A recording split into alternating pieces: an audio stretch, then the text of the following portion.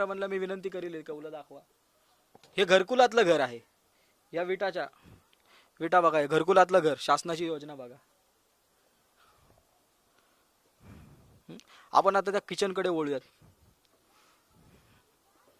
हे अशा पद्धतीचं किचन, 3 भांडी, 1 हंडा, 1 कळशी. हे आमच्या राज्यातल्या आदिवासींची अवस्था. हे त्यांचं हे बाथरूम बघून घेऊयात. बाथरूमची अवस्था पाहूयात. हे यांना दिलेलं बाथरूम. हे टॉयलेट यांचं. इथेच त्यांनी आंघोळ पण करायची, इथेच नैसर्गिक विधी देखील पार पाडायच्या.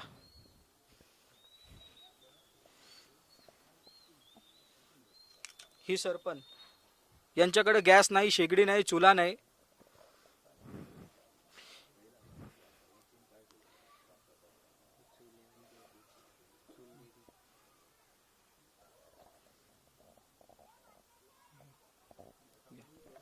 ही चूल पहा, 3 विटा. इथे गॅस शेगडीची योजना असायला हवी, ती देखील त्याच्यामध्ये दिसत नाहीये कुठेच. हे बाहेरचं कोणाला काही दिसू नये म्हणून झाकण्यासाठी लावलेली ताडपत्री असं दिसतंय. ही घरकुल योजना आहे आपल्या शासनाची. घरकुलामध्ये अशा पद्धतीची गरिबांना घरं दिली जातात. यांच्या घराला दरवाजा देखील नाहीये. बघा, दरवाजा आहे का? आणि हा दरवाजा नसल्या कारणानेच आरोपी आत घुसलाय आणि त्याने त्या मुलीला चिमुरडीला इथून उचलून घेऊन गेलेला आहे असं माहिती मिळालेली आहे. जर कदाचित शासनाची घरकुलाची योजना, कायद्याच्या तरतुदीत जी काय तरतूद आहे यांच्यासाठी, आदिवासींसाठी, ती जर प्रॉपर पार पडली असती तर कदाचित आरोपी घरात घुसला नसता आणि हा प्रकार इथपर्यंत पोहोचलाही नसता. या छोट्या छोट्या गोष्टी आहेत ज्या शासनाने यांना जो अधिकार दिलाय, मेहरबानी नकोय, जो घटनात्मक तरतूद आहे, ती जर प्रशासनातल्या त्या अधिकाऱ्यांनी जर पार पाडली असती तर हा प्रकार या चिमुरडीसोबत घडला नसता. आणि हा जो प्रकार घडलेला आहे तो निंदनीय तर आहेच, त्याच्याबद्दल काही दुमत असणारं कोणी कारण नाही. पण आता ह्या पद्धती परत अशा प्रकारच्या घटना ज्या वारंवार घडत आहेत, याला फक्त त्या आरोपीला फाशी शिक्षा आहेतच, ती मिळणार. परंतु आम्ही चॅनलच्या माध्यमातून शासनाला ही विनंती करतो की ज्या अधिकाऱ्यांचा कामचुकारपणा याच्यात नडलेला असेल, फॉर एक्झाम्पल घरकुलाच्या योजनेमध्ये जर काय करप्शन असेल, काय भ्रष्टाचार असेल, त्यांच्यावर देखील योग्य ती कारवाई करणं, चौकशी होणं हे अत्यंत गरजेचं आहे.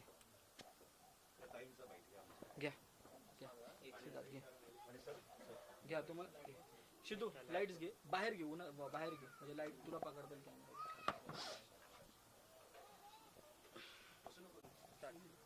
नमस्कार, शोषितांचा आवाज या यूट्यूब चॅनलवर मी सिद्धार्थ गोतीस आपले स्वागत करतो. आम्ही आलो आहोत पेन तालुक्यामध्ये. इथे एका चिमुरडीवर अत्याचार झालेला आहे. या ठिकाणी समाजसेविक हे आपले जे कर्तव्य आहे, म्हणजे समाजासाठी जे सहकार्याची भावना आहे ती निभावण्यासाठी आलेले आहेत. तर त्यांचं मनोगत घेऊयात. मी शशिकला मर्जी संघटनेमधून आहे आणि आम्हाला लगेच ही घटना घडलेली माहिती मिळाली तर आम्ही आज घटनास्थळाला ही भेट दिलेली आहे. आणि इथे वास्तविक पाहता म्हणजे इतकं दुःखद घटना ही घडलेली आहे की आईवडिलांबरोबर ही मुलगी झोपली असताना, त्या आईवडिलांबरोबर ही मुलगी झोपली असताना तिथून त्या मुलीला उचलून नेलेली आहे या नराधमाने आणि तिच्यावर अत्याचार करून इथे या घटनास्थळी आणून फेकलेली आहे. आणि इथे ही वस्ती म्हणजे इतकी आहे की आज या वस्तीमध्ये भीतीचं वातावरण तयार झालेलं आहे की आज आमची लहान लहान मुलं आहेत, या मुलांचं काय. आणि सगळ्यांचं म्हणणं आहे वस्तीमधल्या पण की ह्या नराधमाला फाशीची शिक्षा झाली पाहिजे, कारण आज आमचे लहान लहान मुलं आहेत. आज त्या मुलीची दुसरी एक 4 वर्षाची बहीण पण होती, ती मुलगी आजीसोबत होती, कदाचित त्याच्यामुळे ती वाचली. आणि एवढी इथल्या घरांची अवस्था बिकट आहे की घराला दरवाजे नाहीत. ही घरकुल योजनेअंतर्गत ही घरं दिलेली आहेत, परंतु शासनाने ती कितपर्यंत जबाबदारी पार पाडली हे आपण पाहतोच आहोत की घराला दरवाजा नाही. घराला त्या बाईंनी एक साडी अशी लावून ती आतमध्ये कुटुंब झोपलं होतं आणि अशा अवस्थेमध्ये त्या नराधमांनी येऊन त्या मुलीला उचलून नेलेलं आहे. खूप म्हणजे काय बोलावं हेही सुद्धा कळत नाही की कितपर्यंत किती क्रूर कृत्य झालेलं आहे ते. आणि ज्यावेळेस या मुलांची ज्यावेळेस आईवडिलांची यांची सगळी शोधाशोध झाली त्यावेळेस त्या मुलीच्या आत्याने सांगितलं की इथे आम्हाला एक कुत्रा भुकण्याचा आवाज आला. त्या आवाज आल्यावर आम्ही पाहिलं तर तिथे त्या मुलीला ठेवून देण्यात आली होती, तिची हत्या करून. तर खूप भयानक हा प्रकार घडलेला आहे आणि याच्यावर खरोखर प्रत्येक शासनाने ही कारवाई याच्यावर झालीच पाहिजे. आम्ही या मर्जे संघटनेमधून याचा निषेध करतोय आणि आम्ही पुढे याच्यासाठी आम्ही पुढे पाऊल उचलत आहोत. मुंबईवरून मेरा अधिकार मेरी जिम्मेदारी मर्जी संघटनेचे कार्यकर्ते या ठिकाणी घटनास्थळाला भेट देण्यासाठी आलेले आहेत. तर आपण त्यांची माहिती घेऊया. तुमचं नाव? माझं नाव राहुल लोखंडे आहे. मी घाटकोपरहून आलो आहे आणि मी मर्जी संघटनेतर्फे आलो आहे. आणि मी त्या घटनास्थळी आलो तर पाहिलं ते इथलचे गाव पाहिले तर खूपच विचित्र आहे. आणि इकडच्या वस्त्या पण योजना जी दिली आहे सरकारने त्या पण बरोबर नाही आहेत. घरं पण असे काही तोडलेले मोडलेले घरं आहेत, काही कौलांचे आहे, काही घरांवर कौलही नाही आहे. आणि जे घटनास्थळी ज्या लहान चिमुरडीचं एवढं कृत्य करून त्या नराधमाने हे केलं तर त्याला माझ्या अंदाजे तर त्याला फाशीच भेटली पाहिजे. धन्यवाद. स्टार्ट. या घटनेचा आढावा घेण्यासाठी माजी न्यायमूर्ती DK सोनवणे सर आलेले आहेत. तर आपण त्यांच्याकडूनच या सदर घटनेची माहिती घेऊया. सर्वात महत्त्वाची गोष्ट अशी आहे की वर्तमानपत्र आणि स्थानिकांच्या बोलण्यातून एक आढळून आलेलं आहे की जो नराधम आहे तो जवळपास राहणारा मराठा समाजाचा आहे. तो नराधम कदाचित त्यांच्या ओळखीचा असण्याची दाट शक्यता आहे. आणि त्या नराधमाने या 2.5 वर्षाच्या बालिकेचं अपहरण करून शेजारीच काही अंतरावर नेऊन तिच्यावरती अत्याचार करून तिची हत्या केलेली आहे. सगळ्यात महत्त्वाची गोष्ट अशी जी समजली आहे या ठिकाणी वर्तमानपत्रातून आणि स्थानिकांकडून की तो जेलमधील आरोपी आहे. तो जेलमध्ये होता. जेलमधून त्याला पॅरोल सोडलं. तो पॅरोल बाहेर आला. तर या ठिकाणी असा प्रश्न निर्माण होतो की प्रशासनाने एखाद्या आरोपीला पॅरोल सोडण्यापूर्वी त्याची पूर्ण पार्श्वभूमी तपासणं गरजेचं आहे. कारण असे आरोपी बाहेर येऊन पुन्हा तेच कृत्य करण्याची मोडस ऑपरेंडी त्यांची असते, ते करत असतात. या घटनेमध्ये देखील हेच घडलेलं आहे. कारण ह्याच आरोपीच्या विरोधामध्ये यापूर्वी अशाच प्रकारच्या घटना घडलेल्या आहेत. सर्वात महत्त्वाची गोष्ट अशी की हे कुटुंबीय अतिशय गरीब आहे. आदिवासी एस टी समाजाचे लोक आहेत. हे शिक्षण वगैरे अतिशय माफक शिक्षण आहे लोकांचं. मिळकत तर काहीच नाही. पोटमजुरी हातमजुरी करून पोट भरणारे लोक आहेत. त्यांना शासनाकडून कायद्यानुसार जी मदत मिळणे गरजेचं आहे ती लवकरात लवकर मिळाली पाहिजे. दुसरी गोष्ट अशी की ह्या केसच्या संदर्भामध्ये या लोकांची जी भावना आहे अतिशय तीव्र आहे. सरकारने ती समजून घेणं गरजेचं आहे. यांना लवकरात लवकर न्याय मिळेल व त्या आरोपीला जास्तीत जास्त शासन कसं होईल हे पाहिलं पाहिजे. आणि याकरता मी मागणी करतो प्रशासनाकडे, शासनाकडे की या केसचा इन्व्हेस्टिगेशन लवकरात लवकर संपवून ही केस फास्ट ट्रॅक कोर्टामध्ये पाठवावी. आणि सर्वात महत्त्वाचं ती केस चालवण्याकरता विशेष सरकारी वकिलाची नेमणूक करावी. आणि माझ्या मते या महाराष्ट्रामध्ये अशा केसमध्ये सरकारी वकील म्हणून काम पाहण्याकरता अमित कटानवऱ्यासारखा एखादा निष्णात वकील सरकारने नेमावा अशी विनंती करतो. Thank you very much. धन्यवाद सर माहितीसाठी. येथील जे रहिवासी आहेत आणि जे मुलीचे नातेवाईक पीडितेचे त्यांची आरोपीविषयी असलेली जी भावना आहे ती आपण जाणून घेऊया. आरोपीला फाशी झालंच पाहिजे. आरोपीला फाशी झाल्याच पाहिजे. आरोपीला फाशी झाल्याच पाहिजे. पुन्हा येऊन काय आमच्या गावात हे केलं तर त्याची जबाबदारी कोण घेणार? त्याला फाशीच झालं पाहिजे. हे पुन्हा पुन्हा असाच करता सुटेल. त्याला फाशीच झाल्या पाहिजे.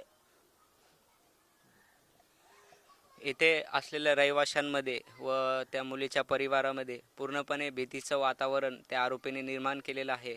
आपण बघू शकतात की त्याने अशा प्रकारे क्रूर कृत्य करून त्या मुलीला रात्री घरातून स्वतः उचलून नेऊन आणि अशा प्रकारे त्याने ते क्रूर कृत्य करून त्या मुलीला तिच्या घरासमोर पुन्हा आणून टाकलं. एवढं मोठं क्रूर कर्तव्य त्यांनी कशाच्या बळावर केलं असेल तोच जाणू शकतो.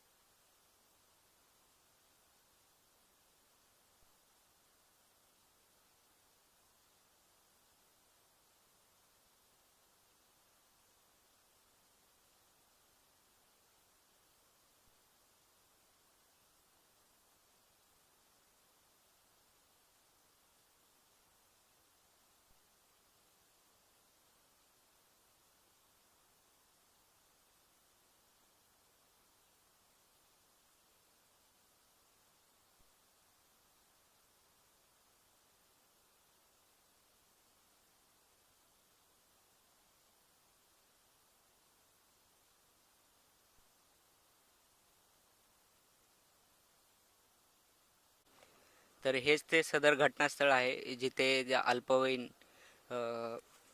पीडितेवर त्या नराधमाने अत्याचार केला होता. आपण बघू शकतात. मी कॅमेरामॅनला विनंती करतो की सदर घटनास्थळ त्यांनी प्रेक्षकांना दाखवावे. हे सदर ठिकाण आहे. त्यांनी रात्रीच्या वेळी आपल्या आईच्या कुशीतून त्या बालिकेला उचलून या ठिकाणी आणून तिच्यावर अतिशय अत्याचार केला आणि तिला तिच्या घरासमोर मृत अवस्थेत त्यांनी पुन्हा सोडून दिलं. अतिशय घाणेरड्या प्रकारचं त्यांनी तिच्यासोबत कृत्य केलेलं आहे. याच ठिकाणी आणून त्यांनी हे कृत्य केलेलं आहे.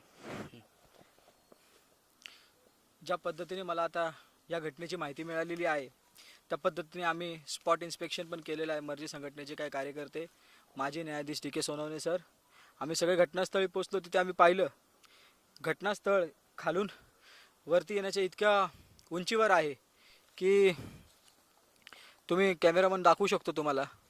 इतक्या उंचीवर ते घटनास्थळावरून येणं, घटनास्थळावरती येणं आणि कुणीही न बघणं, कोणी त्या आरोपीला न थांबवणं, ह्या गोष्टीवरती एक प्रश्नचिन्ह उपस्थित राहतोय की इकडचे नागरिक देखील कायद्याच्या बाबतीत आणि जो सजायाफ्ता आहे, जो कन्व्हिक्टेड आहे, प्रशासनाने पण ज्या पद्धतीने त्याला ज्या गोष्टी कायदेशीररित्या पॅरोलवरती सोडल्यानंतर त्याला प्रतिबंध करणं गरजेचं होतं, त्या देखील प्रशासनाच्या कार्याचा देखील इथं बोजवारा उडालेला असं दिसून येते.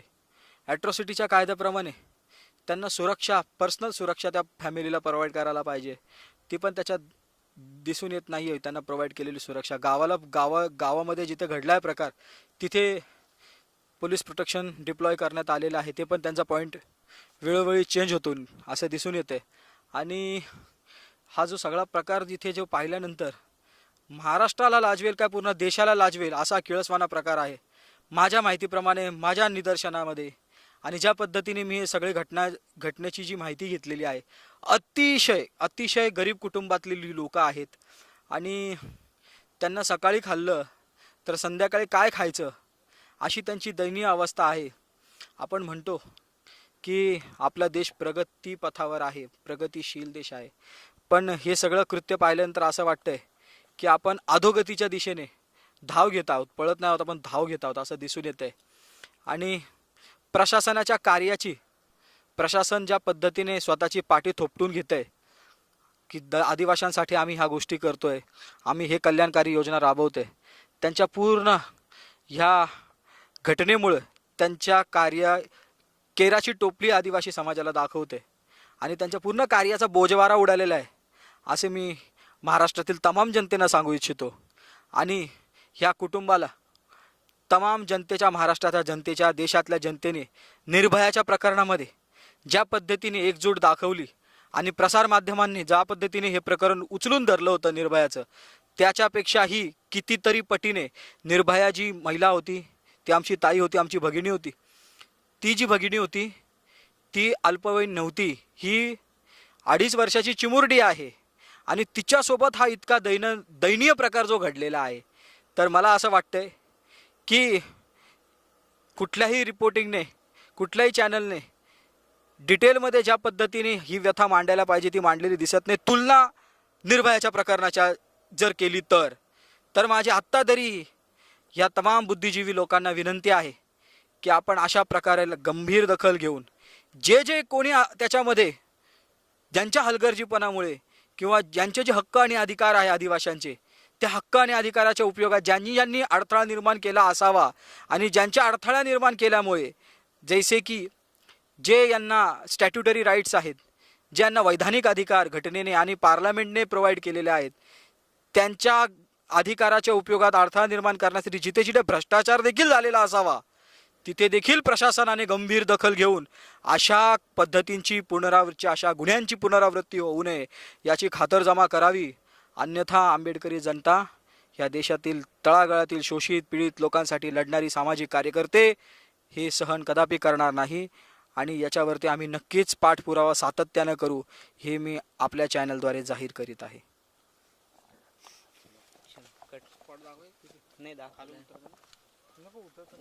कॅमेरामन आदित्यसह मी सिद्धार्थ गोतीस, पेन.